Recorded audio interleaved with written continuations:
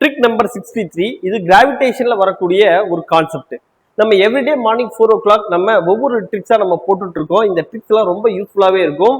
இந்த ட்ரிக்ஸ் நீங்க பாக்குறது ஓகே, நீங்க நிறைய போட்டு பிராக்டிஸ் பண்ணாதான் நீங்க வந்து அந்த ட்ரிக்கை நீங்க அப்ளை பண்ண முடியும். ஒரு ட்ரிக் பாக்குறீங்க, ஒரு 10 days கழிச்சு பார்த்தா இது என்ன மாடல்ங்கிறது உங்களுக்கு தெரியாது.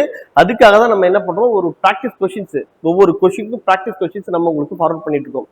இன்னொன்னு, நிறைய பேர் சப்ஸ்கிரைப் பண்ணாம பார்த்துட்டு இருக்கீங்க. கண்டிப்பா சப்ஸ்கிரைப் பண்ணிட்டு பாருங்க, லைக் பண்ணுங்க, உங்க ஃப்ரெண்ட்ஸ்க்கு சஜஸ்ட் பண்ணுங்க. அப்பதான் ஒரு 4 பேருக்கு வந்து நம்ம வீடியோ போய் சஜஸ்ட் ஆகி நம்ம சப்ஸ்கிரைபர் கவுண்ட் இன்க்ரீஸ் ஆகும். அப்பதான் எங்களுக்கும் வந்து நிறைய வீடியோஸ் போடணுங்கிற ஒரு மோட்டிவேஷன் கிடைக்கும். சரியா? இப்ப நம்ம பாக்குறது வந்து பாருங்க, ட்ரிக் நம்பர் 63. இது கிராவிடேஷன்ங்கிற கான்செப்ட். அந்த சாப்டர்ல what is the gravitational force பாருங்க. a body weighs 70 Newton on the surface of the earth. surface of the earthல ஒரு ஆப்ஜெக்ட்கான வெயிட் எவ்வளவு? 72 நியூட்டன். வெயிட்ல சொல்லாம ஃபோர்ஸ்ல கொடுத்துட்டாங்க. 72 Newton. what is the gravitational force on it at a height equal to half the radius of the earth? எர்த்தோட ரேடியஸ்ல half of the heightல அங்க என்ன force இருக்கும் அப்படிங்கறத கேக்குறாங்க. சரியா? இது ரொம்ப சிம்பிளான மாடல். ஆனா நமக்கு ரெகுலரா எப்படி போடுவாங்கறதையும் காமிச்சறேன்.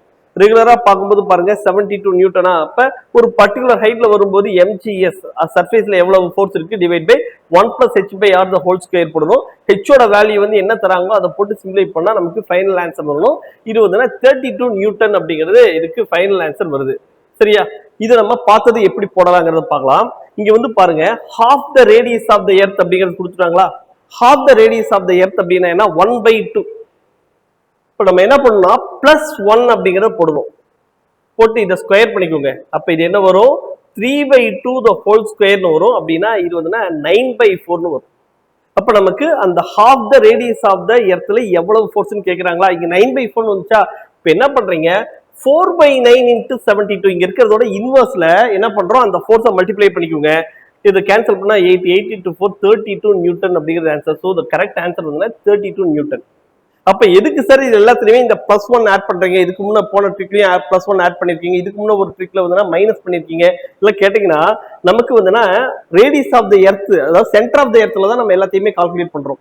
சரி, சென்டர் ஆஃப் த எர்த்ல நமக்கு கொடுத்துருக்கிறது எல்லாமே சர்ஃபேஸ் ஆஃப் த எர்த்ல இருந்து எவ்வளவு ஹைட்னு பாக்குறப்ப சென்டர் ஆஃப் த எர்த் அப்படிங்கிறப்ப என்ன பண்ணணும், இந்த ஆர்ங்கிற வேல்யூவை ஆட் பண்ணணும். அதுக்காக தான் என்ன பண்றேன், half the radius of the எர்த்னா +1 போட்டுக்கிறேன். ஓகே, அப்ப 3/2ங்கிறது வந்து சென்டர்ல இருந்து அதோட டிஸ்டன்ஸ் வரும். அப்ப அதை ஸ்கொயர் பண்ணா என்ன வரும்? 9/4 வரும். நம்ம ப்ராப்ளம் படி இங்க என்ன வரும்னா, அது டினாமினேட்டர்ல வரதுனால நம்ம 4/9 அதோட இன்வர்ஸ் எடுத்து நம்ம அந்த ஃபோர்ஸோட மல்டிப்ளை பண்ணிக்கிறோம். அப்ப 4/9 into 72 போட்டீங்கன்னா 32 நியூட்டன் அப்படிங்கிறது வரும். இதே மாடல்ல நிறைய பிராக்டிஸ் கொஸ்டின்ஸ் வேணும். ஏன்னா இது நிறைய தடவை கேட்டிருக்காங்க இந்த மாடல்ல.